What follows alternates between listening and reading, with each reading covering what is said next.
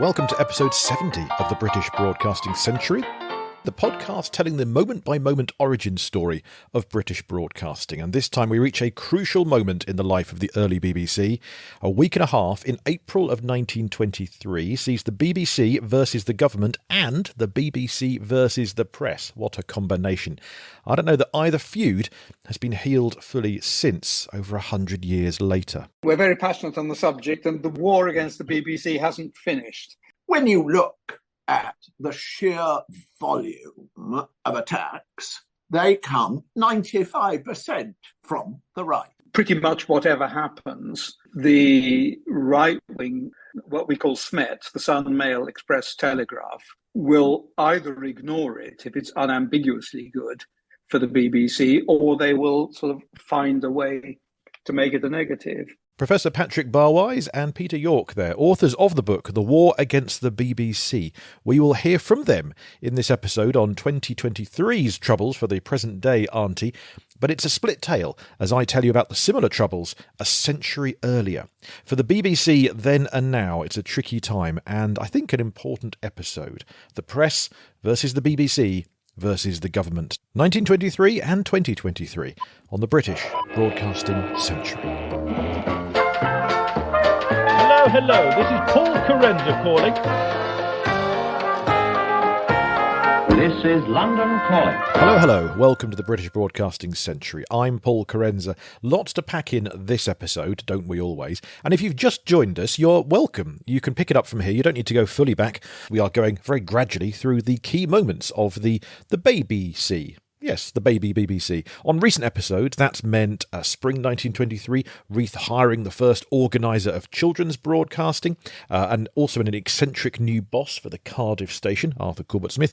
We've seen the BBC move from Magnet House into Savoy Hill, and pioneering lots of new programmes. But all of this costs money. So while on previous episodes we've been looking at what is on the air, the Swan gliding through the water, underneath the waves, John Reith, the general manager, he's like the Swan's lower half, paddling away, trying to stop a two-pronged fight against the press and the government. It's not just a skirmish, you could argue it's 100 years war still with us today. And for the early BBC, it comes to a head in one of the toughest 10 days of the Beeb's existence, April the 5th to April 15th, 1923. Now, regular listeners may have noticed we didn't start with a previously this time because I've been saving it for now because you might need a little bit of background. So before we meet Professor Patrick Barwise and Peter York in 2023 and hear from them about today's troubles, and before I tell you about Reith's fortnight horribilis in spring 1923, let's bring you up to speed of how the early Beeb reached where it has through the lens of government and press pressure. This is a whiz through British broadcasting in terms of the state and the newspapers. We could go back very far indeed, because previously on the British Broadcasting Century... 1904, the Wireless Telegraphy Act is introduced. To experiment with wireless, you will need a licence, and you must be British, have 2 character references, and then the ether is yours. From 1913, these licences cost £1, and from 1919, you can get a new experimental receiver's licence at just 10 shillings a year. Voila, a licence fee. Now, all of this is overseen by the General Post Office, headed up by the Postmaster General. As a government cabinet minister who never knowingly signed up to oversee broadcasting, his powers originated with the Postal Service, and then wired messages along cables, and then wireless Morse, voice, and finally broadcasting. In 1920, broadcasting gets underway, but the Marconi Company soon have a run-in with the press. Engineers Ditcham and Round read newspaper articles to test their transmissions, but some newspapers take against this, and they ask if they would read the previous day's newspaper so the news isn't given away for free. Already the press are worried about this new kid on the media block stealing their readers. But the Daily Mail love a fad, so they sponsor the 1920 Melba transmission. Although the government are reluctant to allow such wireless experimentation, it competes with the military for space on the airwaves. So the government ban all radio broadcasts in late 1920. Arthur Burrows of the Marconi Company tries getting the press on side to use wireless and joins a ship full of journos to demonstrate it. After 18 months of no experimental transmissions, the government relent. Broadcasting booms in 1922. So the press are rather concerned. This burgeoning BBC agrees not to gather news and only to read it after 7 p.m. to give the public a chance to buy newspapers. 1st November 1922, Postmaster General Francis Kellaway introduces the 10-shilling broadcast receiving licence. Early 1923, the new BBC is banned from the listings as the press decide it's all advertising, the Beeb should pay. The press go back on that when they realise that radio listings actually sell newspapers for them. And that brings us to April 1923. The press aren't happy, the government aren't happy, and Reith is, well, he's never happy. So let's pick up the tale from there. Now, it's rather a complex issue, so we'll intersperse the 1923 tale with our special guests with the 2023 tale. Just to see how continual this problem is, let's meet them, shall we? Their book is The War Against the BBC, How an Unprecedented Combination of Hostile Forces is Destroying Britain's Greatest Cultural Institution and Why You Should Care. And I joined them for a chat. Peter York and first, Professor Patrick Barwise. It goes back to the general strike. And of course, Reith was a Tory. And, we go into this in some detail in the book. Churchill's complaint was that the BBC had been impartial. And how can you be impartial between the fire and the fire brigade? So, which is a wonderful Churchillian quote and brilliant, but also actually very revealing about the assumptions. Also, at one point, when he was, I think, briefing and arranging for the Prime Minister to make an important broadcast during the general strike, he said, I'm going to be impartial, but not that impartial. Yes. And that is a fault line that the MRC, the Media Reform Coalition, point to in the basic design of the BBC. BBC, wonderful output, marvellous and very varied divisions, all that stuff. But the basic fault line is that the BBC is not politician-proof, that the government of the day appoints the chairman. The government of the day is enabled to mildly throttle the BBC as part of its relationship, to say, we're going to be very nasty to you about the licence fee if you don't do something about it. Of course, this is never absolutely spelled out in WhatsApps, but everyone knows what is meant by it. That's always been true of leading politicians, but more so when it's Conservatives. As for its 1923 problem with government and press, let's begin with a section that I'm calling The Licence Problem and the Norwich Letter. Ah yes, the humble radio licence was the catalyst for all sorts of problems by spring of 1923. And this tale somehow sort of begins with Reith walking down the street in early April that year. He bumps into the brand new Postmaster General, Sir William Joynson Hicks, known as Jix. Now, we've not mentioned Jix on the podcast before, partly because he's been only in post for a fortnight at this point in our timeline. He's taken over from Postmaster General Neville Chamberlain, and he took over from Postmaster General Francis Kellaway. Kellaway was voted out of office the day after the BBC was launched and went straight into a cosy job at the Marconi Company. So, in brief, we've had 3 Postmasters General in 6 months, regenerating like Doctors Who. I presume that's the plural. Joynson Hicks will be out of that post by the summer. Not a strong and stable government. So there in the street, a glum John Reith challenges this new Postmaster General about the licence problem. Now, what is the licence problem? Well, largely it's a lack of cash for the BBC. You see, to fund everything, the Beeb got a royalty from new radio sets being bought, and they got a cut of the broadcast receiving licence fee. The trouble is, most people back then, just a few months into the BBC, were making their own sets. Here's Chief Engineer of the day, our friend Peter Eckersley. What about the revenue?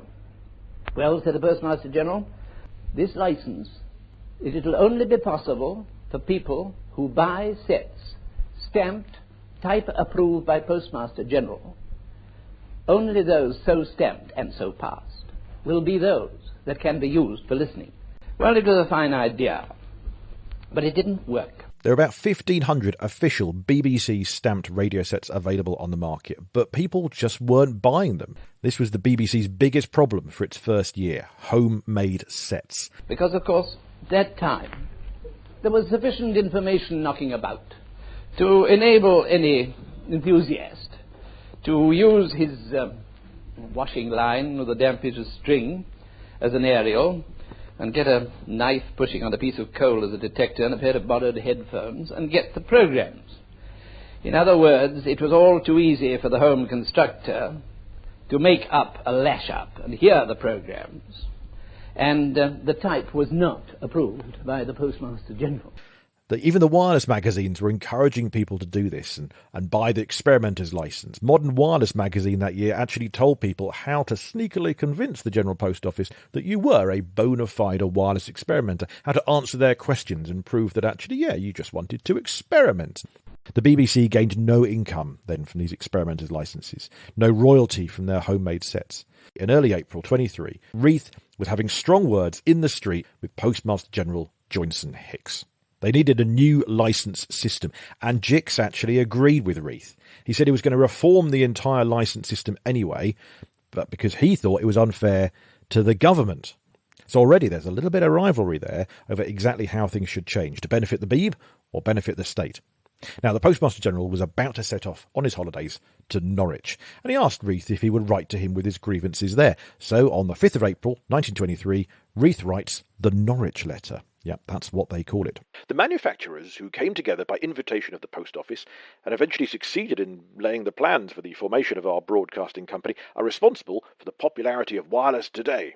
Reith went on to say how much they'd risked, how much employment they'd created, but the contract that they'd entered into had not been honoured by the Post Office. The enormous evasion of licence on the one hand, and the widespread use of non-BBC marked sets sold by new companies and of homemade sets on the other was not foreseen.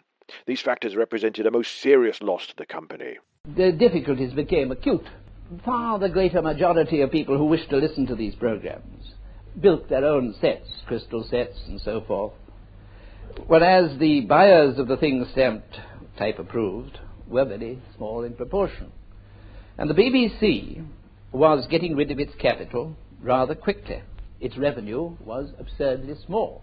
The government didn't seem that concerned. Reith was very concerned. Where was their money? The attitude of Post Office and Treasury to finance was one of the most sickening features of the early years. He accused the Postmaster General of issuing experimenters' licences to non-experimenters. These were just home constructors. The General Post Office were shirking from their duties and not checking who was applying for these experimenters' licences. Reith wanted Jix, the Postmaster General, to clamp down on evaders and fake experimenters, and in the words of Bob Geldof, give him his money. A new third licence was then suggested, a constructor's licence, Reith thought, for £1, so people could still build their own radio sets and then pay to listen to them. Home constructors who had already made their sets had been unable to obtain licences of any kind and were thus pirates. The BBC would then get some revenue after all. Yet Reith knew this was becoming oddly controversial. The BBC increasingly had enemies. One newspaper offers to undertake broadcasting free, he wrote in his letter to the Postmaster General. That newspaper was the Daily Express, and Reith was in fact referring to that very day's edition. April 5th, 1923, the Daily Express asked if we need a licence fee at all, if we need a BBC at all. Commercial companies, it said, could broadcast at no cost to listeners in. The Express did not stop there. Next day, April 6th, they had a front-page headline. Our air, we believe.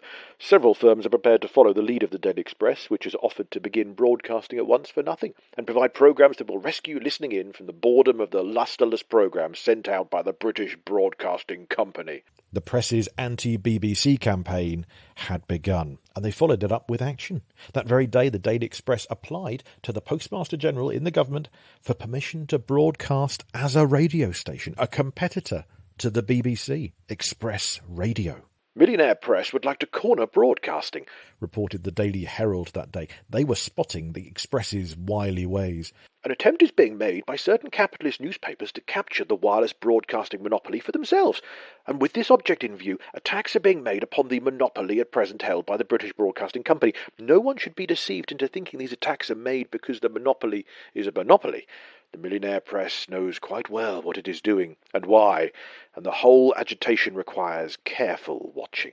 The Daily Herald are watching them, and we shall watch carefully too. 100 years on, we should continue to do so, according to Patrick Barwise and Peter York. The Express absolutely had a vendetta against the BBC in 23.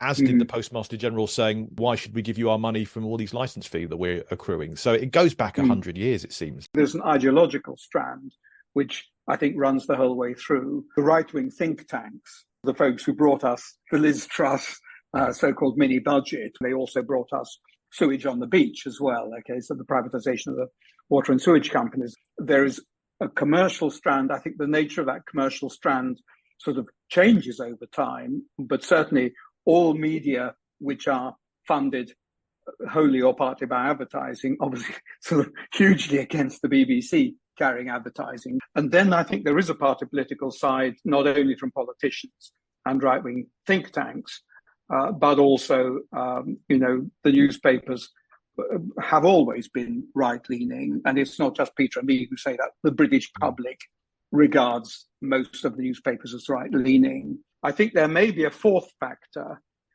which ties in with sort of right-wing populism, and that is the idea that there is a silent majority of people who agree with the right-wing view that the BBC's news coverage is systematically biased to the left. And we recently wrote a piece in Prospect specifically about this, and we quoted some of the right-wing critics of the BBC who didn't merely say the BBC is a bit left-wing. They said the BBC is so obviously and systematically left-wing that all reasonable people agree with that. And we contrasted that with the YouGov data on what the British public thinks, which shows, of course, there's a wide spectrum of opinion, but only about 20% of people agree with that view, that the BBC is left-wing. 20% agree with the exact opposite view, that it actually leans to the right and is part of the establishment. And the 60% in between either say, I don't know, which means they don't see any obvious bias, or they explicitly say the BBC is balanced. I suspect that, again, runs through the 100 years history of the BBC. There's always these accusations that some people on the right think it's too far to the left, people on the left think it's too far to the right. So if you're offending the equal amount of people, then potentially you're centrist enough. But then the BBC quite likes that. It's what we call the symmetrical delusion. Mm-hmm. We started researching with some idea that there was a bit of symmetry to it, and if it was an attack from either side, that made it potentially good and impartial and all those things. When you look at the sheer volume of attacks, consistent attacks, they come 95% from the right.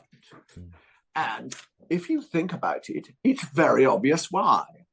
The left is not hostile to public service anything. It does not, for the most part, have commercial ambitions towards the audiences of the BBC. It's only the third bit that might concern them, what they think is the BBC's hostility to the left in its coverage of the left. So the left does not spend days and nights with highly professional people who've been, as it were, trained in K Street, Washington, attacking the BBC. It simply doesn't do it. It reacts to things. Let's say the coverage of Corbyn was enraging for a lot of people on the left, and particularly the further left. But they, when that stopped, they forget about it. They do not have a professional, constant vendetta. That's interesting. So reactive, not active then, isn't it? Left are reactive against Absolutely. It, whereas the right are potentially more active. Reactive. Yeah, okay. And it mainly comes out, it's provoked by BBC criticism or, as they see it, biased coverage. We were surprised. The fallacy of symmetry, which is often sort of cited, which is actually pretty close to the truth in terms of public opinion about whether the BBC is biased or not. But we thought, in terms of organised attacks, this is people as part of their day job as a journalist or a politician or a think tanker. We thought there might be a slight bias to the right. We were astonished at the extent of the imbalance, that the organised war against the BBC is overwhelmingly from the right. And there are the factors that Peter's mentioned. There's another factor, which is the right tends to be much better resourced. Okay, so I mean, there is no left-wing equivalent of 55 Tufton Street. And if your listeners don't know about 55 Tufton Street, Google it. It's the what we call the sort of it's the centre of the illiberal metropolitan elite, this cluster of right-wing think tanks, but also because it's not just in terms of resources, it's also in terms of outlets. And this is even before, Talk TV and GB News didn't exist, when the book came out, but the newspapers were dominated by the right. Well, I was going to mention the GB News Talk Radio effect, that therefore I wonder if, as well, in contrast to those outlets, whether you think of it as Fox News Light or Fox News UK, whatever it might be, but therefore the BBC may look more left-leaning compared to these more right-wing broadcasters, and therefore... Well, that's true, but nobody watches them much. So Fox News really matters. Talk TV, I've appeared on Talk TV. I was interviewed by Nadine Dorries, somewhat hilariously. I wondered how long it would take. I wondered how long it would take before Nadine Dorries' name came up. So I didn't know it was going to be in this context, but here we are. Well, no, it's Nadine. So it was a fairly amusing sort of experience, but they stay mostly within the guidelines. They set up debates, but always with the agenda chosen. And it is not a level playing field, but it is just within the rules.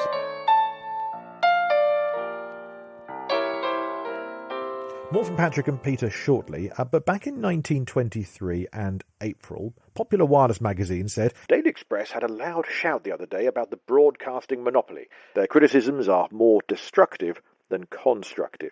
So at this point in that week or so, in the middle of April 1923, the Express newspaper have launched their campaign against the BBC. Now, some thought this campaign was just a stunt. Others thought it more dangerous, that readers might be convinced by what they read. There are many people who are too readily impressed by heavy type, said Amateur Wireless magazine in heavy type. Why did the Express have such a problem with the BBC then?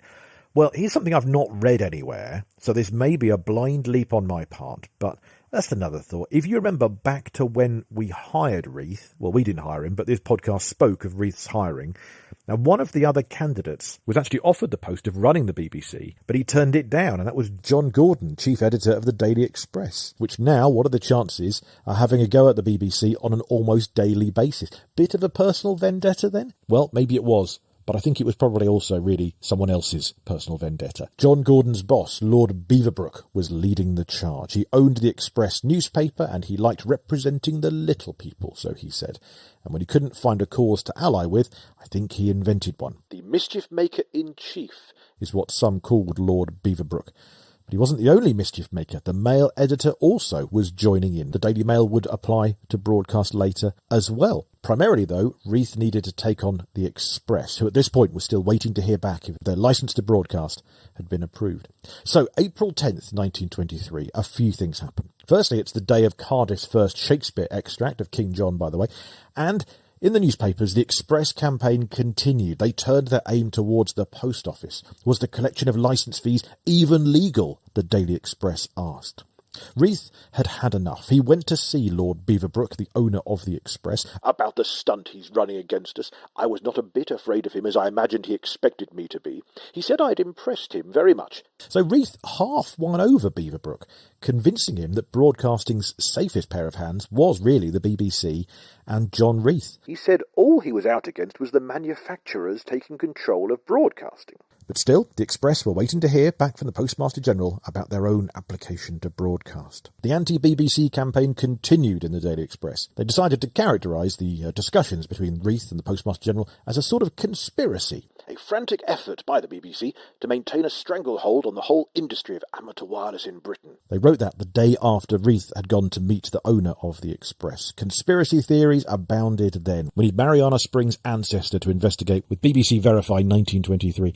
The day after that, and that's the 12th of April 1923, you get actually the first use of the initials BBC in a newspaper article, rather than the longer British Broadcasting Company as it had been till now.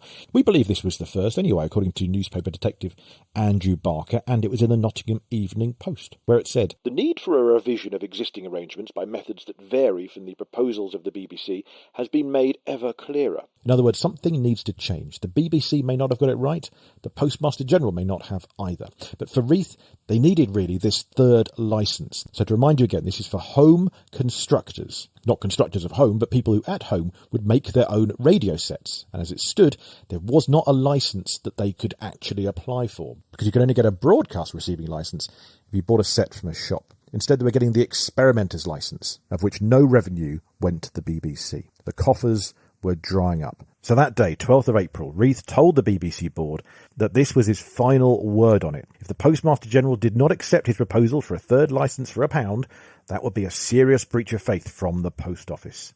Next day, 13th of April, Reith had his answer. Would the Postmaster General accept it?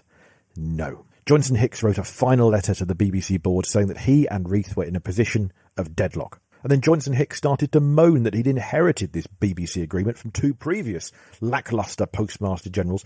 Francis Kellaway had started it. Neville Chamberlain had finished the agreement.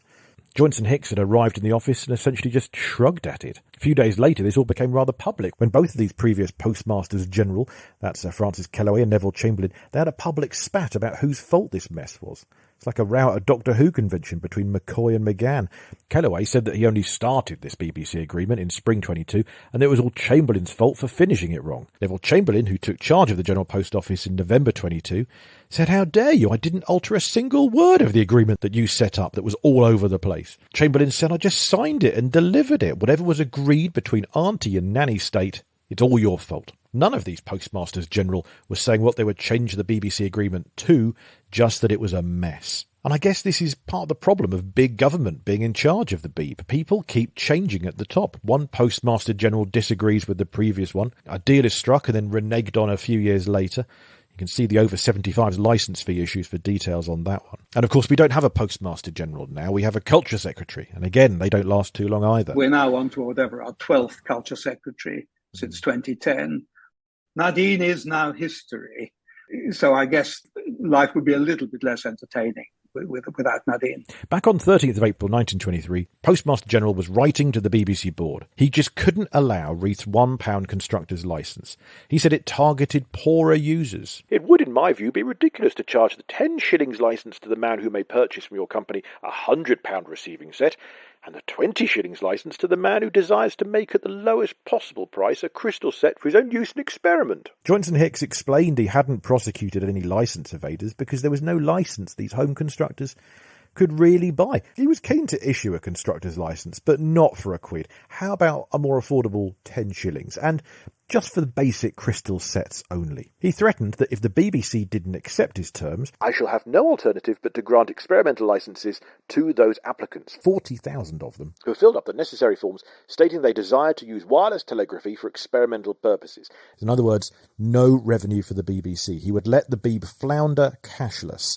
Maybe the Express would get their way after all. This is government playing into the hands of the press 100 years ago. And that evening of the 13th of April 23, the Savoy Havana Band gave, I believe, their first studio broadcast. The band playing on. Behind the jollity of on-air entertainment, the BBC was not in a good place. Now, the Postmaster General had actually been leaking all of his replies to the BBC to the press. So next day, 14th of April we're on now, the Daily Express responded to the Postmaster General's latest offer. "An immense stride has been made towards the clarification of the wireless muddle. The freedom of the air, for which the Daily Express has contended, is almost achieved." But actually that day, the Express heard from the General Post Office themselves. Their application to broadcast, which they'd sent in 8 days earlier, had been refused. This from the General Post Office. "The Postmaster General would be unable to grant facilities in this respect to a particular newspaper, which, owing to risk of interference, he would be unable to grant generally to other newspapers and organisations." In other words, no newspaper radios.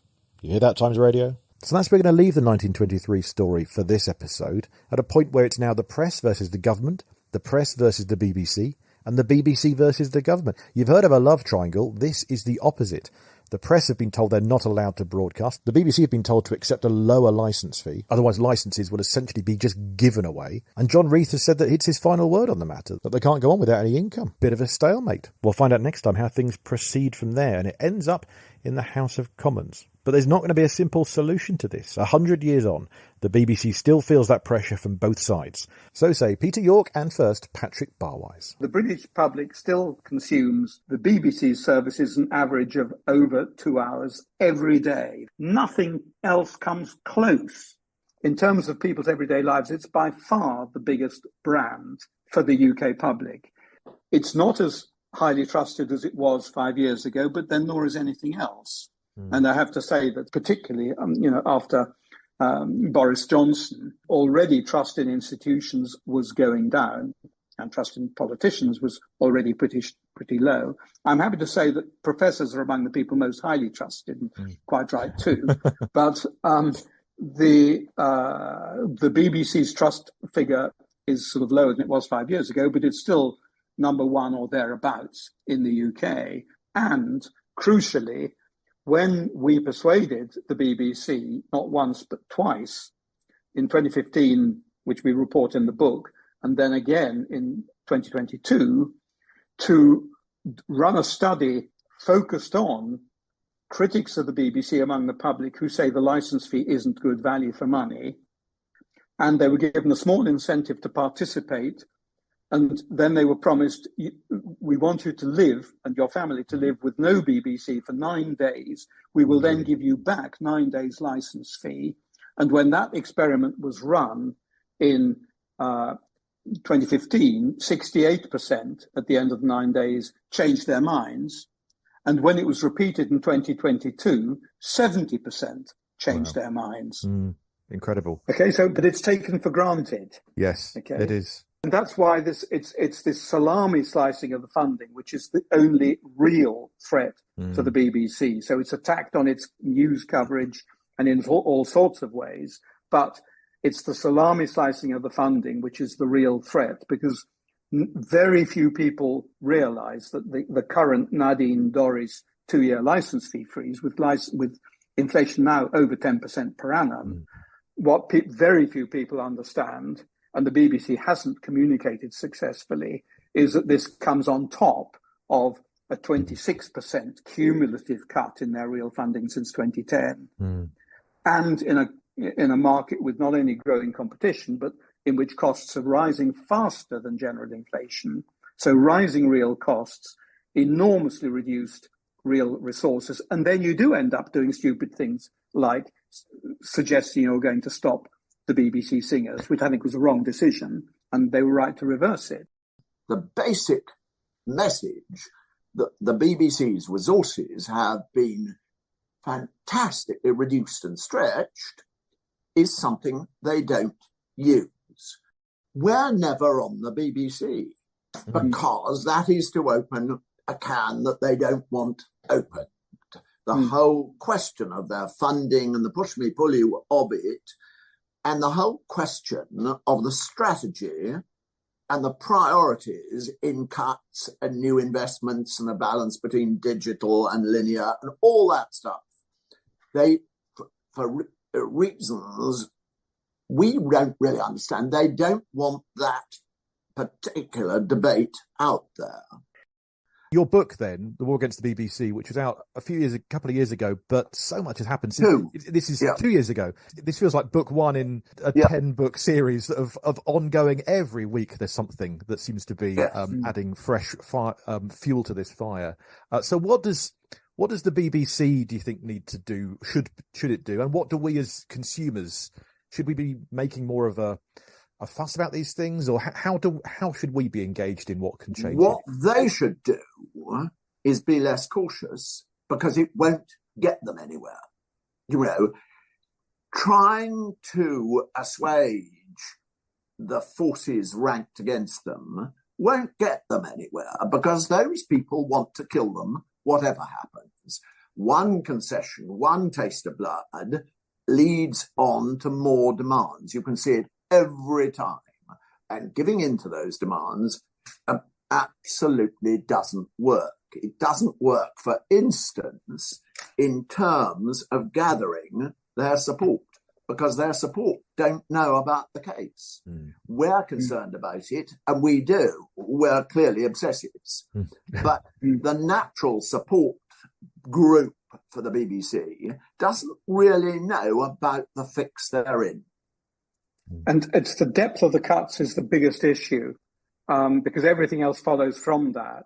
Now, I was actually at a roundtable with Tim Davie, the Director General, last week, myself and a dozen other academics, and I did sort of press him on this, and he had sort of an initial response, which is, of course, he agrees that most people don't realise just how deep the cuts were before the 2-year licence fee freeze. However, I then pressed him further and said, well, the particular thing I'm thinking of is the arts correspondent of the Times, who has written not one, not two, but 3 articles on the BBC Singer thing in particular. What he has said is the BBC is facing funding pressures because of the 2-year licence fee freeze.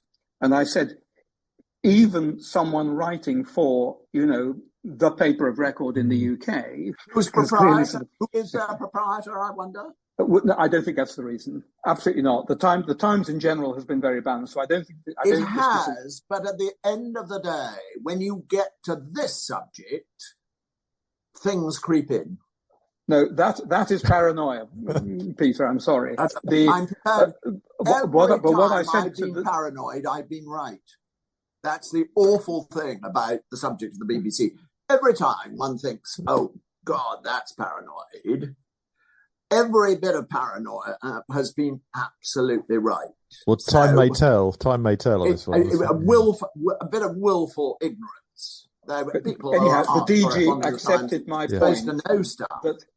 That if a Times journalist writing not 1, not 2, but 3 articles on this subject hadn't picked up that the 2-year licence fee freeze came after a 25-26% cumulative cut since 2010, then the BBC has not done a good enough job communicating to those influencers. Well, your marvellous book, The War Against the BBC, Patrick Barwise and Peter York, thank you for joining us on the podcast. And I don't know whether this is prescient, prophetic, book one of an ongoing... so how do we find out more from here, apart from buying the book? Should we just keep looking out for you online and your articles that you're... All sentient beings should buy the book. Absolutely. And we are constantly updating with things like the Prospect article. We've done a number of updates. Including one explaining why Netflix is not the BBC and the BBC is not Netflix, and they should never be compared by anyone who had any intellectual vanity whatsoever. Illuminating stuff. My thanks to Professor Patrick Barwise and Peter York, the authors of The War Against the BBC, How an Unprecedented Combination of Hostile Forces is Destroying Britain's Greatest Cultural Institution and Why You Should Care. What a title. Highly recommended.